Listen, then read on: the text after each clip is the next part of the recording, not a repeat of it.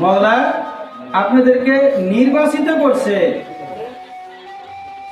তিনি যদি আপনাদেরকে নির্বাচিত না করতেন, মনোনীত না করতেন, হুজুরে গৌসে পাক যদি আপনাদেরকে মনোনীত না করতেন, হুজুরে গৌসে পাকের মসজিদে 11 শরীফ পাকে আপনারা আসতে পারতেন?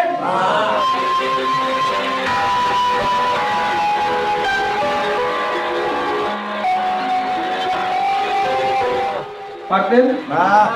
একজন বুকে আপনার পরিবার হুজুরে গৌসে পাক না আসতে পারবে? পারবেন না, পারবেন না, তাই না? আমাদের ভিতরে বিশ্বাস আছে, ইয়াকিন আছে, মোহাব্বত আছে। আমরা বিশ্বাস করি হুজুরে গাউসে পাক আমাদের প্রত্যেককে মোহাব্বত করে মনোনীত করে এইখানে হাজির নাজির করেছে, বলেন সুবহানাল্লাহ। ঠিক আছে, উনি যদি না স্যার আমরা আসতে পারবো?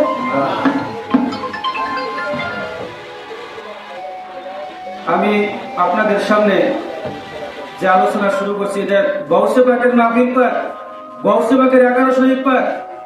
11 শরীফ পাক হচ্ছে এমন একটা ইবাদত, গৌসে পাকের এমন একটা ইবাদত হচ্ছে যে 11 শরীফ পাক, সেই 11 শরীফ পাক স্বয়ং খোদার রাসূল সাল্লাল্লাহু আলাইহি ওয়াসাল্লাম গৌসে পাককে দান করেছেন, সুবহানাল্লাহ। গৌসে পাককে স্বয়ং খোদার রাসূল রাসূল আকরাম সাল্লাল্লাহু আলাইহি ওয়াসাল্লাম, যে রাসূল এই দুনিয়ার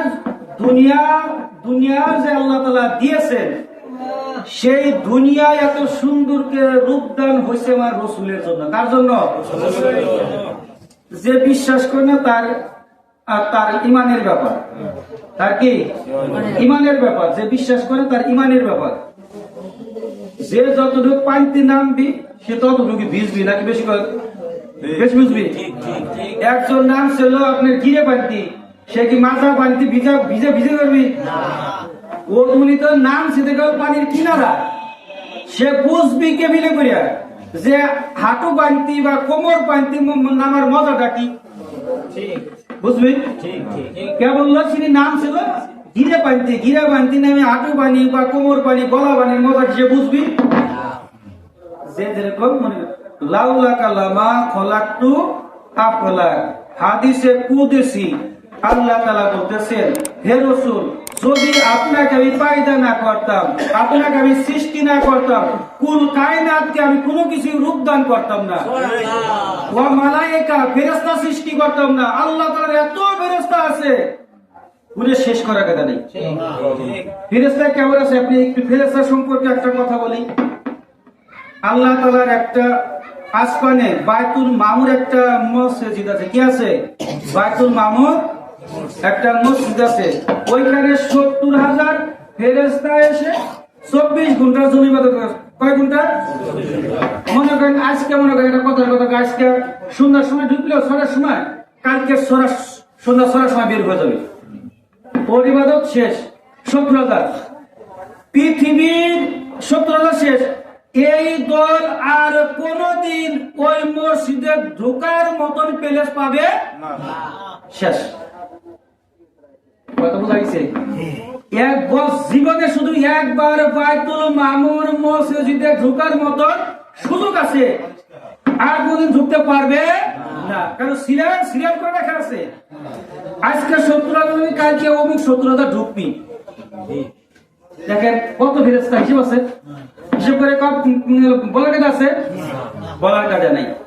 সেই রসুলের উপরে দরুদ পড়ে আল্লাহ এবং আল্লাহ ফেরেশতাগণ। যে রসুলের জন্য আল্লাহ তাআলা এত সুন্দর করে পৃথিবী সাজাইছে, যে জায়গায় যা লাগে তাই দিয়েছে, যেখানে পাহাড় পর্বত তরুল একটা সাগর মহাসাগর সিন্ধু মহাসিন্ধু নদ নদী খাল বিল দিয়ে সুন্দর করে সাজাচ্ছে, ঠিক না? বাগান দিছে, তরুলতা দিছে আল্লাহ তাআলা সুন্দর করে পৃথিবীতে বাগানের মতন করে সৃষ্টি করছে। একমাত্র আল্লাহ রসুল আসবেন বিদায় সুন্দর করে সৃষ্টি করছেন। সেই রসুলে পাক সাল্লাল্লাহু আলাইহি ওয়াসাল্লাম হুজুরে গাউসে পাককে এই 11 শরীফ পাক দান করছেন। হিসেব দেখছেন? সেই রাসূল স্বপ্ন যোগে এসে হুজুরে গাউসবাগ প্রত্যেক মাসে তিনি 12 শরীফ পালন করত। 12 শরীফ পালন করার উসিলায় আল্লাহ রাসূল বলতেছে, হে আমার নাতি, হে বৎস, তোমার ইবাদত আমি খুশ হয়েছি, আমি খুশি হয়েছি, রাজি খুশি হয়েছি। আমার 12 শরীফ তুই পালন করো, এই খুশির উসিলায় আমি তোমাকে 11 শরীফ দান করলাম। 11 শরীফ স্বয়ং রসুলে খোদা হুজুরে গাউসবাগকে দান করে দিলেন। আমি গত সপ্তাহে একখানা কথা বলেছিলাম যে 11 শরীফটা, 11 শরীফের কিছু আলোচনা করছিলাম, ঠিক কিনা? করছিলাম না? 11 শরীফের কিছু আলোচনা। 11 শরীফটা, 11 শরীফ যখন কোন আল্লাহ তাআলার যখন কোন ইবাদত শুরু হয় নাই, যখন কোন নামাজ আসে নাই, রোজা আসে নাই, হজ আসে নাই, যাকাত আসে নাই, কোন ইবাদতে আল্লাহ তাআলার হুকুম আসে নাই, তখন থেকে 11 শরীফ পাক বলেন সুবহানাল্লাহ। তখন থেকে যখন নামাজ আসে নাই, রোজা আসে নাই, হজ আসে নাই, যাকাত আসে নাই, তাসবিহ তাহলিল কোনো কিছু আসে নাই, তখন থেকে 11 শরীফ পাক কাকে দিয়েছিলেন? ওই 11 প্রথম যে ইবাদতটা আমরা পালন করে, দেখেন আমাদের কি নসিব, আমাদের কি নসিব। দেখেন যে ইবাদতটা স্বয়ং আদম আলাইহিস সালাম সর্বপ্রথম শুরু করলো, সেই ইবাদতটা আমাদের দিয়েছে, বলেন সুবহানাল্লাহ। বুঝতেছেন না? যে ইবাদতটা সর্বপ্রথম আদি মানবকে, আদম আলাইহিস সালাম আমাদের আদি পিতা না? আদি পিতা না? আদি পিতা। প্রত্যেক পৃথিবীতে যত মানব আছে, সে হোক হিন্দু, বৌদ্ধ, খ্রিস্টান, নাসারা, ইহুদি, কনফুসিয়াস এবং যত রকমের ধর্ম আছে, প্রত্যেক ধর্মের মাতা জাকির হবে আদম আলাইহিস সালাম। হ্যাঁ, আদম আলাইহিস সালাম থেকে তো সমাজ হয়েছে নাকি? হ্যাঁ, সকল ধর্মের মাতাই যাওয়া আদম আলাইহিস সালাম। আদম আলাইহিস সালাম সর্বপ্রথম যে ইবাদতটা করেছিল, সেই ইবাদতটাই হলো কি 11 শরীফের ইবাদত। 11 শরীফের ইবাদত। আমি আপনাদের কাছে গত মাসে বলেছিলাম যে 11 শরীফ আপনার মা হাওয়া এবং আদম আলাইহিস সালাম সর্বপ্রথম 2 জন ব্যক্তি 11 শরীফ করে। কয়জন? সর্বশ্রেষ্ঠ, সর্বপ্রথম ফার্স্টে যে ইবাদতটা হয়, সেই ইবাদতটা 11 শরীফ ইবাদত আদম আলাইহিস সালাম, মা হাওয়া আলাইহিস সালাম। তারপরে নূহ আলাইহিস সালামের যারা উম্মাহ ছিল, তাদেরকে নিয়ে 11 শরীফ পালন করা শুরু করে। তার পরবর্তীতে আস্তে আস্তে দেখেন 11 শরীফের এত মর্যাদা স্বয়ং খোদা দিয়েছে। এই মর্যাদা কে দিয়েছে? স্বয়ং খোদা দিয়েছে। স্বয়ং আল্লাহ তাআলা বারে ইলাহি, ওই আল্লাহ রাব্বুল আলামিন খোদা তাআলা 11 শরীফের মর্যাদা দিয়েছে। যেমন এখন আপনি যদি প্রশ্ন করে বলেন যে কিভাবে আল্লাহ তাআলা মর্যাদা দিল, প্রশ্ন আসে কিনা যে আল্লাহ রাসূল যে গাউসে বাগকে 11 শরীফ দান করছে, কি রাসূল নিজে দিয়ে দিল? এটা স্বয়ং আল্লাহ তাআলা আল্লাহ রাসূলকে বলেছে এবং আল্লাহ রাসূল এসে গাউসে পাককে দান করেছে, বলেন সুবহানাল্লাহ। আল্লাহ রাসূল কিন্তু কখনো আল্লাহ তাআলা যা বলেছে রাসূলে পাক সাল্লাল্লাহু আলাইহি ওয়াসাল্লাম তাই বলেছে, বলেন সুবহানাল্লাহ। সূরা নাজম, সূরা কি?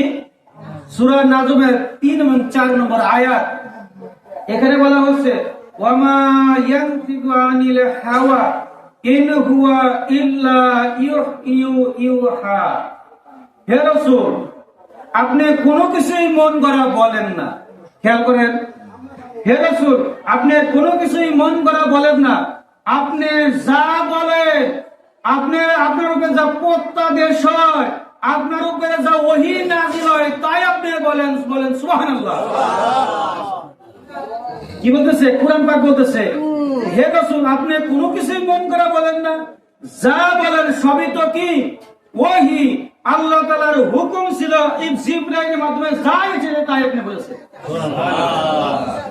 এটা কি আল্লাহ রাসূলের ওহী ছিল।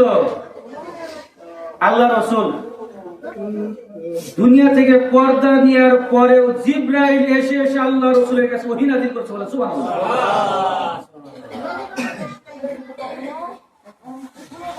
ওহী নাযিল করেছে, ওহী এসেছে। দেখেন নূহ আলাইহিস সালাম এর জামানায় 11 শরীফ পালিত হলো, 40 জন নিয়ে নূহ আলাইহিস সালামের বিবি সন্তানদেরকে নিয়ে 11 শরীফ পালিত হলো। তারপরে ইব্রাহিম আলাইহিস সালাম তিনি আসলেন, নমরুদের অগ্নি কুণ্ডলীর ভিতর তাকে নিক্ষেপ করা হলো।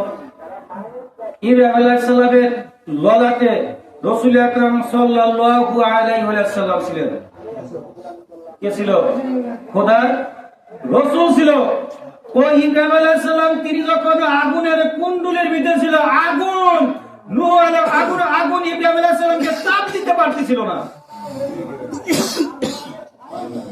তাপ হচ্ছে না, মনে হচ্ছে যে বেহেশতের বাগানের ভিতরে বসে আছে ইব্রাহিম আলাইহিস সালাম, মনে হচ্ছে ফুলের বাগান। কারণ ওই ইব্রাহিম আলাইহিস সালামের ভিতরে স্বয়ং খোদার রাসূল বিরাজমান ছিল, বলে সুবহানাল্লাহ। যেখানে রাসূল থাকে ওইখানে আগুনের ক্ষমতা আছে তাপ দেওয়ার মতো? হ্যাঁ, কারণ ইব্রাহিম আলাইহিস সালামের ভিতরে স্বয়ং খোদার রাসূল ছিল। ইব্রাহিম আলাইহিস সালামের ললাটে স্বয়ং খোদার রাসূল থাকার খাতিরে ইব্রাহিম আলাইহিস সালামের আগুনে কিছু করতে পারতেছেন। আগুন মনে হচ্ছে যে আপনার কে ফুলের বাগান। যখন ইব্রাহিম আলাইহিস সালাম পাইল নমরুদের অগ্নি কুণ্ডলী থেকে আপনার সারা পাইল, চলে আসলো, উঠাই নিয়ে আসলো, তখন ইব্রাহিম আলাইহিস সালাম যেদিনকা আপনার কি হলো, মুক্তি হলো 10ই মুহররম। আল্লাহ তাআলা স্পেশাল ভাবে 10ই মুহররম 11 শরীফ পাককে মনোনীত করছে। কি করছে? যত ব্যক্তি যত স্পেশাল কাজ হয়েছে 10ই মুহররমে, বিপদ থেকে উদ্ধার পাইছে 10ই মুহররমে, বিপদ থেকে নাজাত পেয়েছে 10ই মুহররমে। এই 10ই মুহররমের উসিলায় উম্মতি মুহাম্মাদিকে মওলা হুসাইন আমাদেরকে রক্ষা করে, বলেন সুবহানাল্লাহ।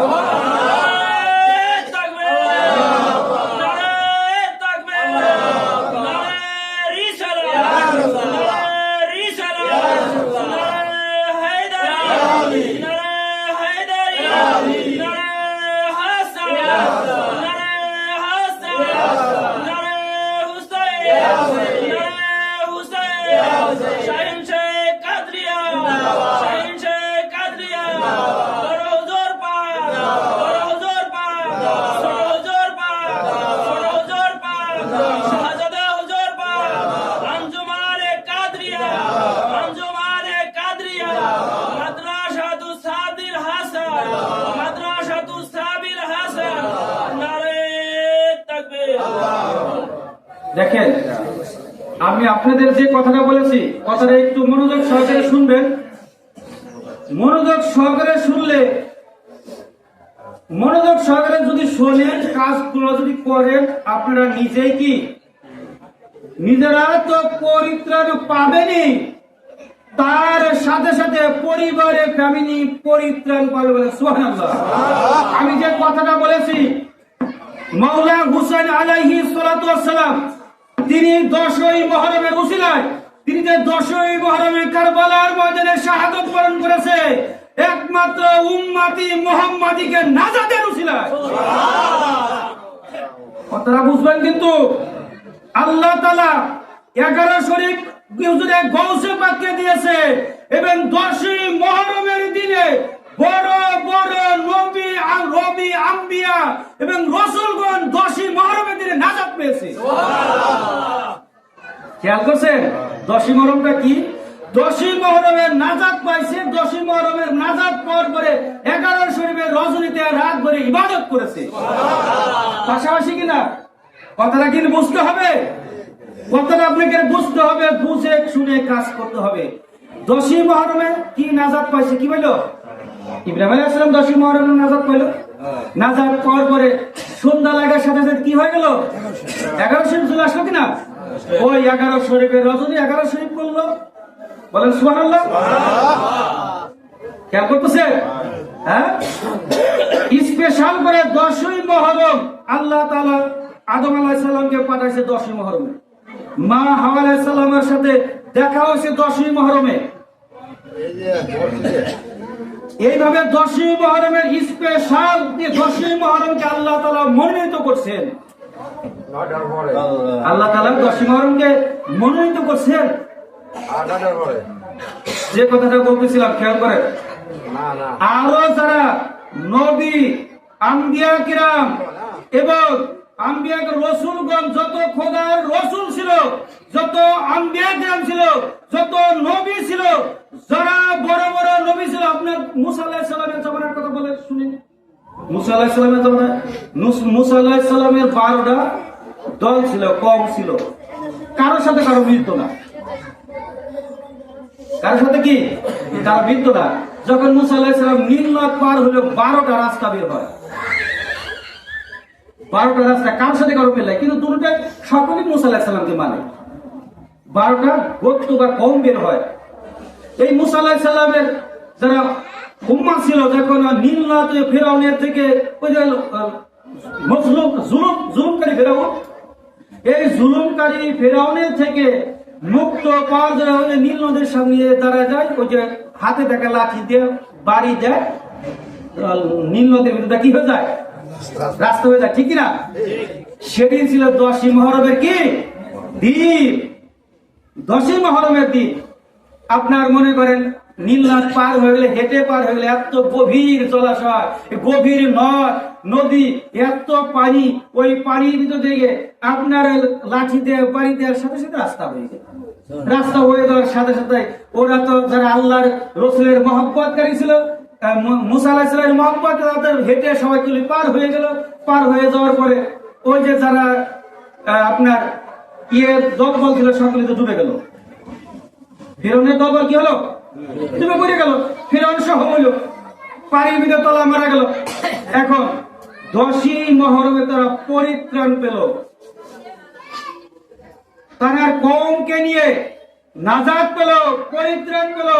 সন্ধ্যা লাগার সাথে সাথে শুরিয়ে গেল কি 11 শরীফ পার। এই সেই 11 শরীফ পার আমাদের ভিতরে। খেয়াল করতেছেন? এখন আমরা যে 5 ওয়াক্ত নামাজ পড়ি, একটা কথা খেয়াল রাখেন, এই 5 ওয়াক্ত নামাজ কিন্তু পূর্বে নবী রাসূলগণ নামাজ পড়ছিল, সেই নামাজ কিন্তু আমাদের ভিতরে ভাই। আমার রাসূলের কিন্তু নামাজ নেই এগুলা।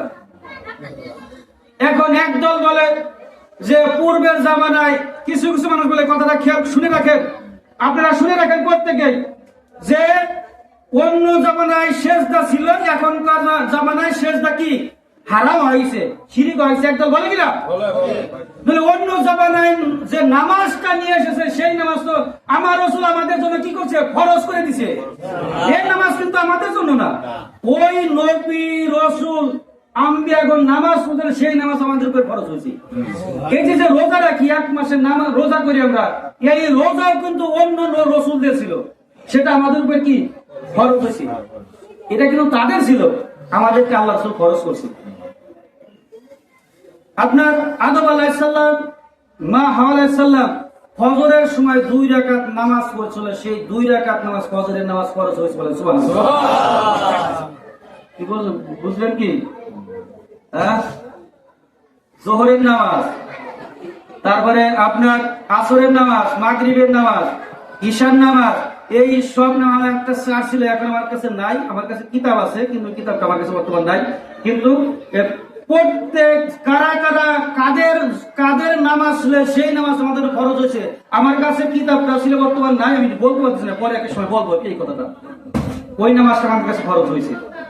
দেখেন, পূর্বের জামানায় যত ইবাদত ছিল, সব ইবাদত, এই যে আমরা যে সুন্নতি কি চুল কাটি, ছোট ছোট করে চুল কাটি না, এই চুল কাটা, গোপ কাটা, দাড়ি ছাটা, শেপ, আপনার নখ কাটা সব কি জানেন? ইব্রাহিম আলাইহিস সালামের সুন্নাত। কি বুঝলেন? ইব্রাহিম আলাইহিস সালামের 16টা সুন্নাত আমাদের ভিতরে জারি। যদি কয় অন্য নবীদের কোন আমরা ইবাদত করবো না, নইলে তো মুসলমানই থাকি না, মুসলমানই থাকি না। 14টা সুন্নাত যদি বাদ দেয়, মানুষের 14টা সুন্নাত বাদ দেওয়ার মানে নাকি ওর ভিতরে কোনো কিছু তো পাওয়া যাবে না, খুঁজে ও মানুষই দেখবি না। 14টা সুন্নাত বাদ দিবে, 16টা সুন্নাত ভুল বলেছি। 16টা সুন্নাত ইব্রাহিম আলাইহিস সালামের সুন্নাত আমাদের ভিতরে জারি আছে। 16টা সুন্নাত, একটা না, 16টা সুন্নাত।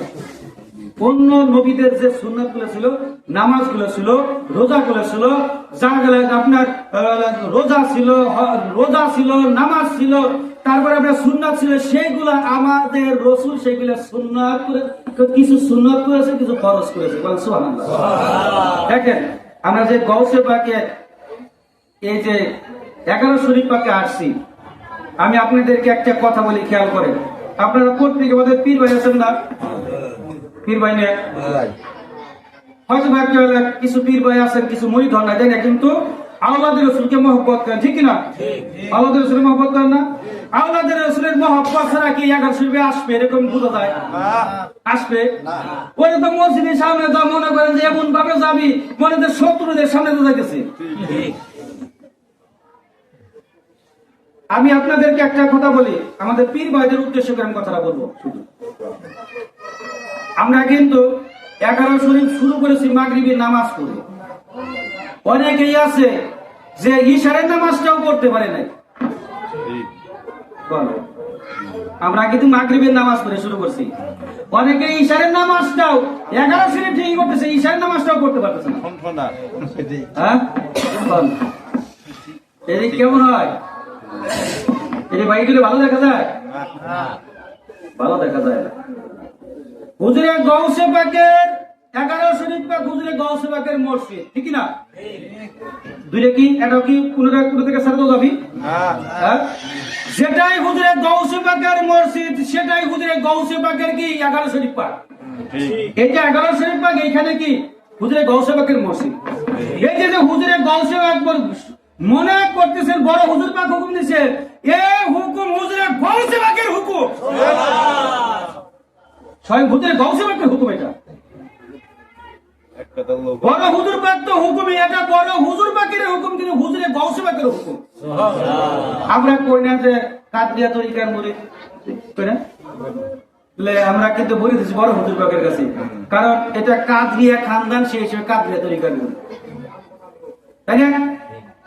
এখন দেখেন আমরা 11 শরীফ পাকে আসলাম, আমরা সন্ধ্যা থেকে শুরু করছি, 5:30 থেকে আমরা শুরু করছি, 5:30 থেকে সময়, তাই না? কাকা কো 5:30 থেকে শুরু করছি, প্রায় 2 ঘন্টা ওভার হয়ে গেছে। আমরা 11 শরীফ পড়তে আসলাম, কিন্তু নামাজও পড়তে পারলাম না। হুজুর পাক সর্বপ্রথম আমাদের এই মসজিদ পাকখানা দিয়েছে নামাজ আদা করার জন্য, কি দিয়েছে? আমরা সর্বপ্রথম হুজুর পাকের কাছে, হুজুর পাক আমাদের একটা মসজিদ দেন, মসজিদ দিয়ে নামাজ পড়া থাকে না? আগে নামাজ হয়েছে না? এখানে মাতম পাক হয়েছে না? আমরা সর্বপ্রথম হুজুর পাকের কাছে নামাজ আনলাম, তারপরে সে 4খানা কাজ পাকাচ্ছে নাকি? 4খানা না, 4খানা মাহফিল পাক আমাদের দিয়েছে হুজুর পাক। আমাদেরকে দেখেন কত মহব্বত করলো, যে হুজুর পাক এত মহব্বত করলো, যার খাতির আমাদের 4টা কাজ পাক দিয়েছে, আমাদেরকে 4টা মাহফিল পাক দিয়েছে। অন্য অন্য জায়গায় একটা হয় না, আমাদের পেয়েছি 4টা। আমাদের এই জায়গা থেকে এক সময় মানুষ দৌলতদিয়া যখন হয় নাই, রাজবাড়ির জমিনে গিয়েছে 11 শরীফ করতে। দেখেন তাদের কতখানি মহব্বত আর আমাদের কতখানি মহব্বত। হ্যাঁ, খুঁজে পাওয়া যায় কয়েকটা মুসলিম মানুষ পাওয়া যায়, 2, 4, 5 জন 10 জন মানুষ। আপনার তখন এইখান থেকে রাজবাড়ির জমিনে 11 শরীফ করতে গিয়েছে, হাইটে গেছে, রেলগাড়ির জন্য খানখানা করে গেছে, রেলগাড়ি চলে গেছে, ওই বান্ডেলের ভিতরে হাঁটতে হাঁটতে হাঁটতে হাঁটতে চলে গেছে। আছে না এরকম? আছে না? তাদের কি মহব্বত, আমরা বাড়ির কাছে 11 শরীফ হয়েছে, আমাদের কি মহব্বত। পীর ভাইদের সাথে পীর ভাই কাঁধে কাঁধ মিলিয়ে চলতে হবে। একজন কথা না বলে সালাম দেন, দেখেন না কে অটোমেটিক সালাম, যে সালাম দেয় তাতে কি হিংসা দূর হয়ে যায়, তার হিংসা থাকে না। আপনার সাথে দেখেন কায়দা করে একটা সালাম দিয়ে দেখেন, আপনি ভিতরে হিংসা দূর হয়ে যাবে। সালামটা দিয়ে দেখেন, পীর ভাই তো না, পীর ভাইদের সাথে এক পীর ভাই কাঁধে কাঁধে মিলিয়ে কাজ পাক করতে হবে, হুজুর পাকের কাজ করতে হবে। বড় হুজুর পাক আমাদের এই জীবনে বিপদে আপদে আমাদের সঙ্গী থাকে, থাকে কিনা? মৌতে আমাদের সঙ্গে থাকবে, থাকবে কিনা? মৌতে, কবরে, হাসরে, মিজানে, পুল সিরাতে বড় হুজুর পাক এত জায়গায় আমাদের সাথে থাকবে। বড় হুজুর পাকের জন্য আমরা কি করতেছি? কি করতেছি? বড় হুজুর পাকের মসজিদের আমরা কাজ করতে হবে না কি? আমাদের নাজাতের জন্য একখানা মসজিদ পাক দিয়েছে, এই মসজিদ পাকের কাজ করতে হবে না? হবে কিনা? হবে না? আমাদের নাজাতের জন্য তারা যদি এত স্যাক্রিফাইস করতে পারে, আমরা কি করলাম? কি কর কি কর বড় হুজুর পাক আমাদের নাজাতের জন্য এত কিছু দিতেছে, কোন পর্যন্ত আপনি বেহেশতে প্রবেশ করবেন না ততক্ষণ পর্যন্ত বড় হুজুর পাক বেহেশতে যাবে না। আমাদের জন্য তিনি মওলা আমাদের জন্য এত কিছু করতেছে, মওলার জন্য আমরা কি করব? মওলার জন্য ওই কাজটাই করতে হবে। মওলার যে মসজিদ পাক আছে, মসজিদ পাকের কাজ করতে হবে। মওলার মসজিদে নামাজ পড়তে হবে। মওলার মসজিদে 11 শরীফ পাক করতে হবে। মওলার মসজিদে 12 শরীফ পাক করতে হবে। মওলার মসজিদে 22 পাক করতে হবে। মওলার মসজিদে খেদমত করতে হবে। বলেন সুবহানাল্লাহ। তাহলে এই বড় বড় হুজুর পাকের কাজ হয়ে যাবে কি? ঠিক কিনা?